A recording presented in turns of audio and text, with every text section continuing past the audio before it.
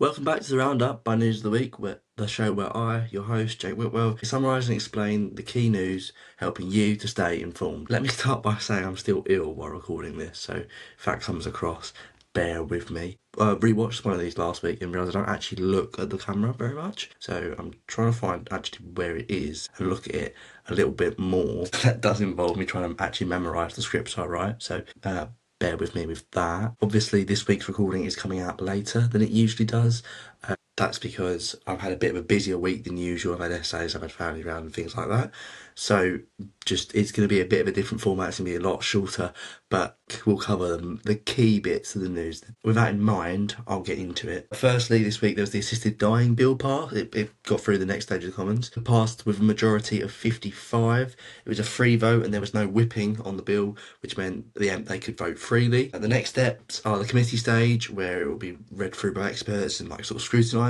Then it'll go to the Lord. Well, I think then then it'll be debated on in Commons, the amendments and things. Then it'll go to the Lords, be debated there. Then it'll come back to the Commons, be checked, and then it'll go to Royal Assent, where it would become law if it goes through all of that. There's still a long way to go.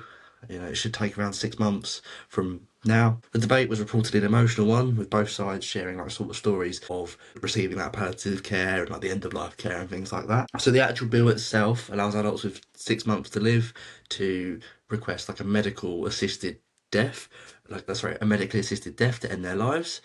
To protect against wrongdoing and coercion, it has to be signed off by 2 doctors. Then it has to go to a court, like a court to be tried by a judge. Then it has to be administered by the actual patient themselves. There's a lot of safeguards in there for it. Some of the biggest things supporting it were Kim Leadbeater, the woman who introduced the MP who introduced the legislation. There was Keir Starmer, Rachel Reeves, Yvette Cooper, Jeremy Hunt, and Ed Miliband, among others. It also received support from campaign groups as well.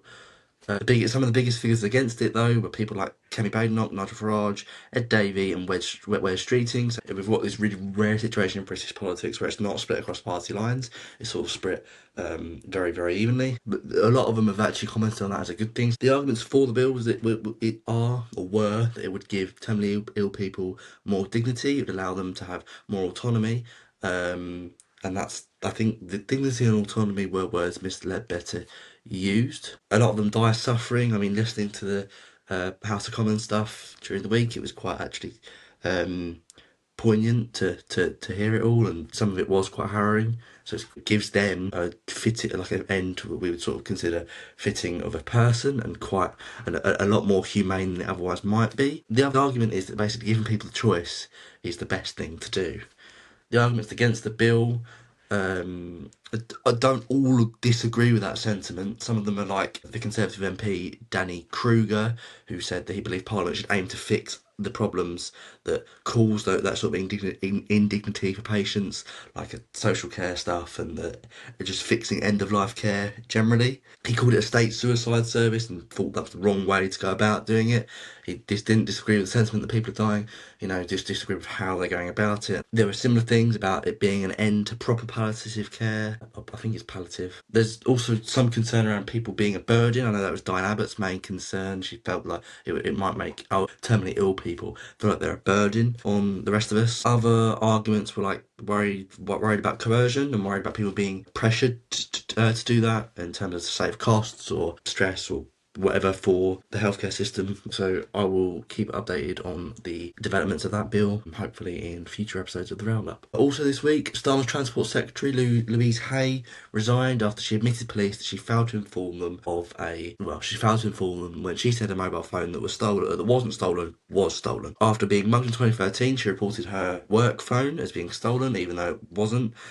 She said that she recognises it was a mistake and that she should have told the police that it wasn't actually stolen after finding it at home, but that she didn't do that.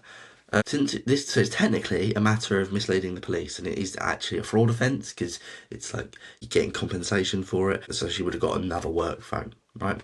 There were accusations of that work phone being an upgrade, and so she did it for that reason, but the news stories I read didn't actually pick up on that too much. She was handed quite a low sentence for the nature of the offence. It was a conditional discharge, meaning that she wasn't actually sentenced to prison or faced a heavy fine, provided that she met conditions like not committing a crime over the next an X amount of years or other conditions similar to that. But some sources said the PM knew about the offence and hired her anyway. Despite this, though, a spokesperson for Starmer has refused to comment on whether he knew or not. The new Labour Chief of Staff, Morgan McSweeney, apparently delivered the advice to Hay that it would be best to resign over a breach of ministerial code.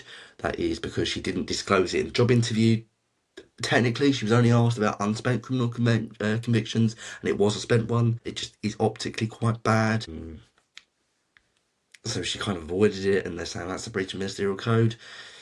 The ministerial code is a very fluffy thing in the UK. It's not obviously like a written down thing. I think they're just trying to save optics, personally.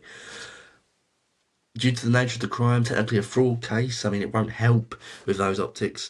If you think about all the freebie scandals and the cronyism stuff going on, or that was going on last month or the month before with Labour, it's not a good look to have ministers charged with fraud and still being put in cabinet. It's a bit of a bad look, but it is what it is. The Conservative Party did comment on this, and they said that Starmer has questions to answer over hiring someone that was convicted of fraud and putting her in charge of an office for that had a budget of £30 billion. She has been replaced with Heidi Alexander, who become an MP at this general election, but has worked on several campaigns and worked as Deputy Mayor of London from 2018 to 2021. In other news, Keir Starmer is set to unveil Labour's plan for change coming into next week. He's set to create policy goals which will include measurable milestones to show voters I'm reading the script again. The government is taking steps to deliver on their long-term goals. According to news outlets like Sky News, it's supposed to go on NHS, it's supposed to focus around NHS waiting lists, immigration, early years development, house building, and improving disposable income. On issues like immigration or waiting lists, it's likely we won't see actual definitive numbers like proper targets. We might hear things like what Rishi Sunak did, but we probably won't hear we're setting it at 10,000, or I know it was in the tens of thousands that David Cameron said. I don't think we're going to hear actual numerical things from it. So because of that, I'll try and keep an extra eye out, and we'll go through it in future roundup episodes, I'm sure. I also have some non-UK specific news this week. It's not because I've recognised that I haven't put much news in. I think we've only covered 3 stories. It's just because they were so significant that I wanted to track them and sort of do a bit more extra reading on them. Now, my knowledge in these areas isn't as good as my knowledge on UK politics, but basically, although it isn't as good there, I still wanted to summarise them. I thought they were important enough that I could try and do it justice. In Australia this week, they've passed a law which would ban under 16s from using social media.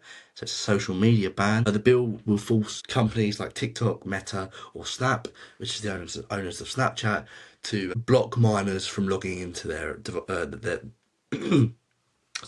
block minors from logging into their apps and websites. It should come as a bit of a trial for most countries in the world, especially in the West, because there's been recent concerns about child online safety, and we're talking about banning TikTok in the US a few months ago, so it's a heightened issue. And so Australia is leading the way in terms of this ban. It's the first of its kind, as far as I'm aware, on a state level, so it should serve as a trial for other nations. The provision in the bill is that if companies don't comply, they'll face fines of almost 50 million Aussie dollars. It's been criticised as rushed, like I said, by campaign groups and industry groups, because they haven't had guidance on how to acceptably block those people from registering and using their apps. Also, I think there were some trials going on in the country already about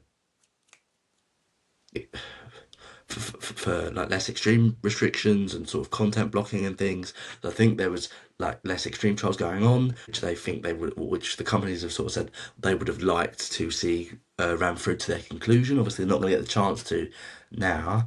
There have been some complaints that because of that, this legislation isn't being carried out properly. It's just being used like a bit of a signposting, we're doing something on this area.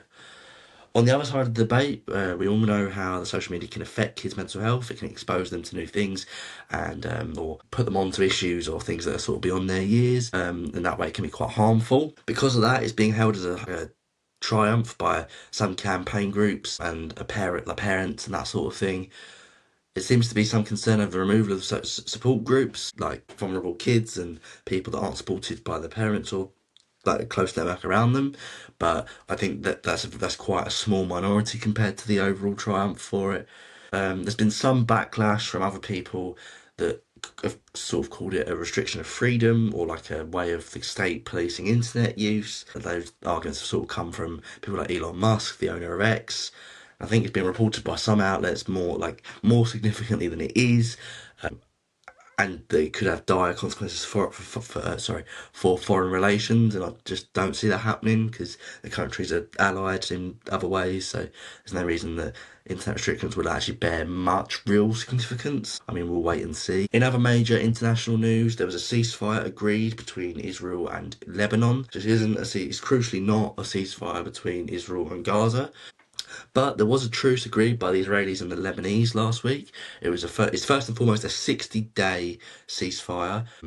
It will allow both sides to gradually withdraw, and it will monitor their withdrawals, make sure they're actually complying. It's hoped to bring calm to the region, which is it's been at a touching point for a while now, as most of you will probably know. Biden has talked it up as like a bit of it's a step to a permanent cessation of violence, but I mean, it's only 60 days right now, and I've already seen reports of it being violated by Israel to further bombings. I think the tensions in the area are obviously still going to be fraught. It's by no means like a woo, we're done. There is sort of hope that it will be extended. It will allow like humanitarian things to get in, and then so internationally we'll be able to like focus things a bit better. I think maybe it could also lead to Israel Gaza thing. That's the hope of people like Biden who want a permanent secession. I mean, in any case, it's bringing an end to the fighting so far. That's lasted 14 months and caused around 3,000 deaths. So it's quite a significant thing that's gone on. Obviously, though, with the tension so high, and there already being reports of like people breaking that ceasefire, it would cause an end to the ceasefire and a resumption of the fighting. So keep an eye out for that, and I'll try and keep an eye out for it in my further episodes and when I'm writing the scripts. Well, that concludes the news I've got for this week. Thank you for listening or watching this episode. Please like and subscribe, I'd really appreciate it, and leave a comment telling me maybe how I can improve or things you liked about the episode. Cheers, have a good week. Bye.